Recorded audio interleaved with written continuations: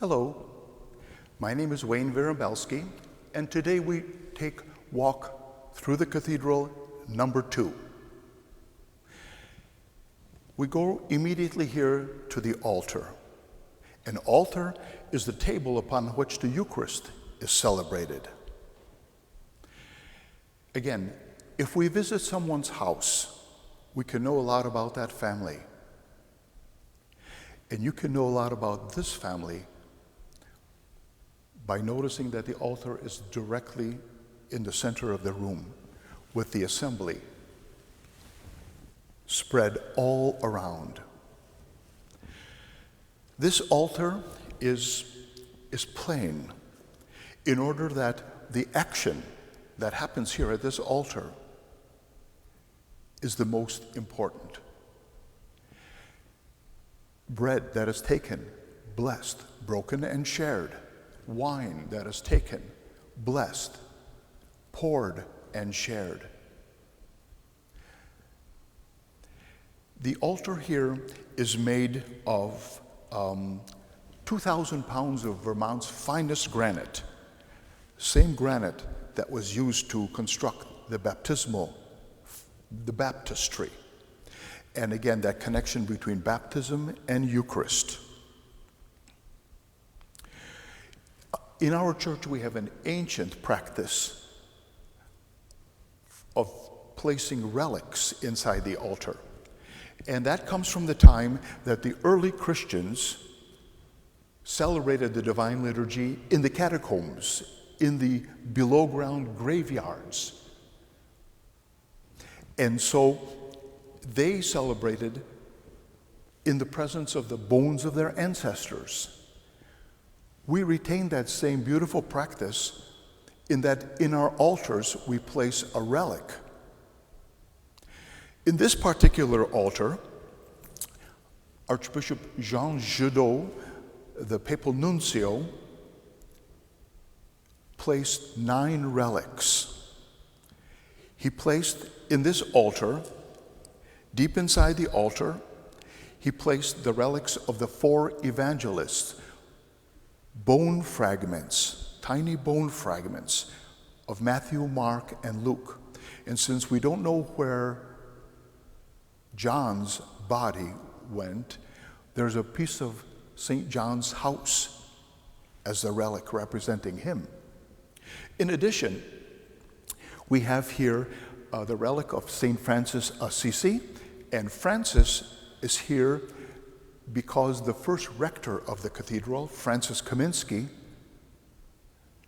was here for over 50 years in this one parish. We have here the relic of St. Casimir. Casimir is the middle name of our first bishop, Edmund Casimir Szoka. A relic of St. Francis Xavier, a patron saint of missionaries and co-founder of the Jesuit order, is represented here as well.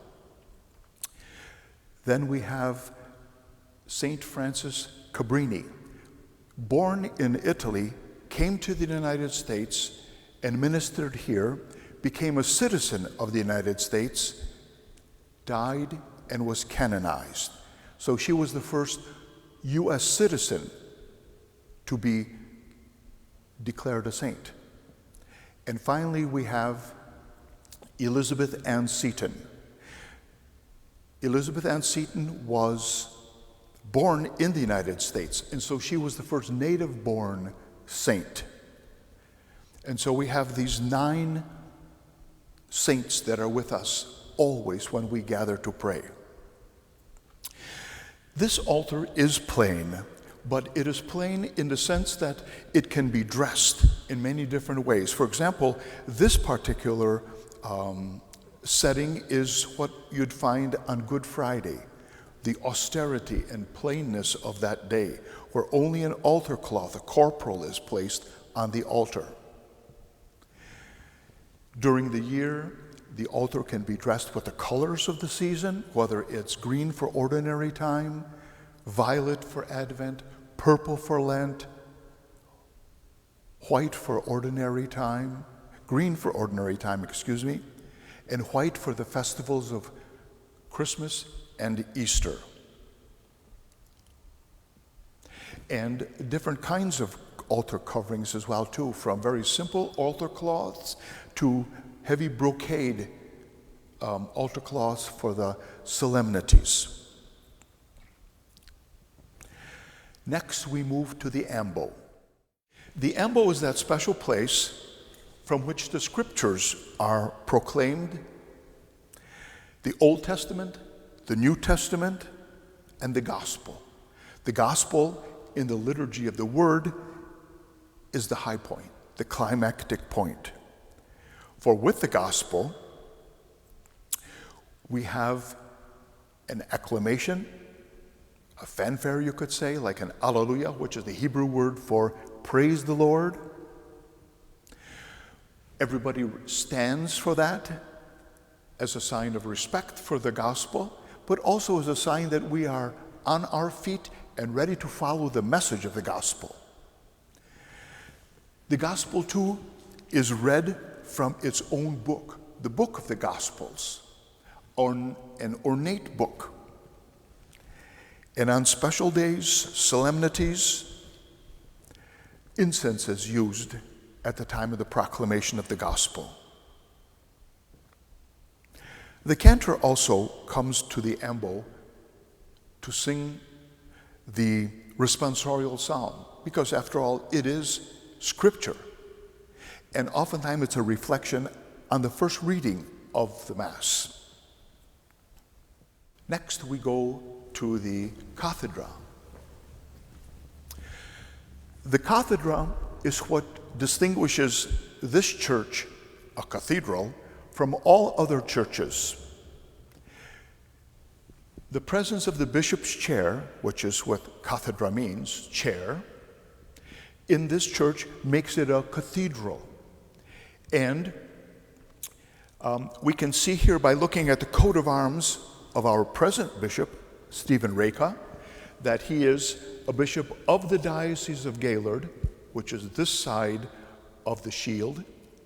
And on that side, we know who he is and where he came from. All that is explained and demonstrated in the coat of arms. And Bishop's motto, Sursum Corda, lift up your hearts. The cathedra, the altar, and the baptismal font are all on the same axis here in this church. When we were at the baptismal font, the baptismal bowl sits upon a black rock. You might be able to see that the altar, the tabletop, the mensa, sits upon a black rock as well.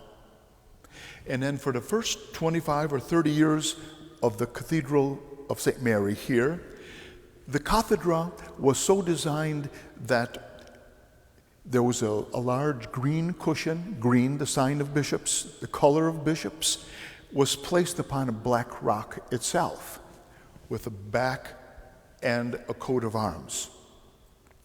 Again, that common foundation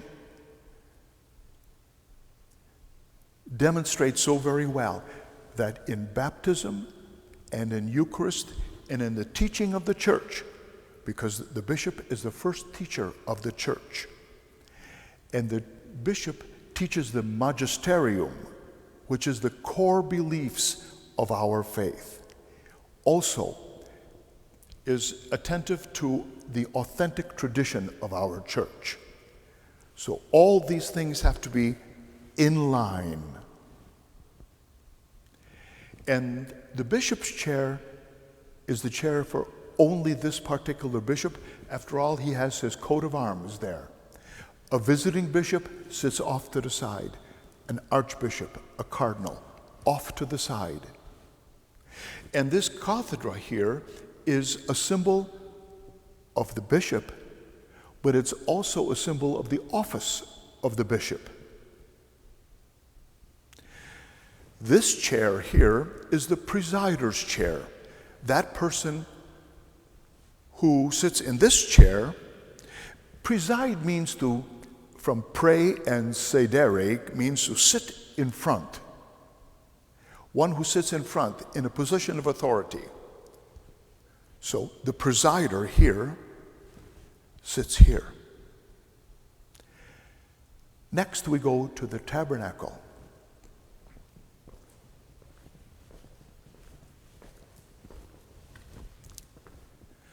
The tabernacle is that special holy place where the Eucharist is reserved. And this particular tabernacle is in the shape of a monstrance. A monstrance, again, is that holy item that holds the Eucharist in its center. A monstrance has a glass wherein we can view, see, adore the Blessed Sacrament. This monstrance, tabernacle, has as its center the Eucharist reserved there in a ciborium. And tabernacles are a major part of each church because of the church's desire to have a Eucharistic presence, a permanent Eucharistic presence in the church, and a presence for two reasons. A presence for veneration, so that when we are not gathered around the altar in the liturgy, which is a public prayer, we can gather here near the tabernacle for veneration, which is devotion, a personal prayer. And the second reason we have a permanent Eucharistic presence in the Cathedral Church, all churches, is so that the Eucharist is always available to go as food for the journey to one who was sick, one who was dying. And at the same time, that person often receives the anointing of the church. We have here, close to the tabernacle, an ambry, a cabinet that contains the holy oil of the infirm, oil of the sick, oleum infirmarum. And so that they go together. They go out the door together so often. Here we have a sanctuary lamp, a red lamp here with a real live candle inside there. And this marks the location of the tabernacle. It also marks the fact that the Eucharist is in that tabernacle right now. And it's a kind of an eternal flame because it burns continuously, never goes out as long as the Eucharist is tabernacled here. More later,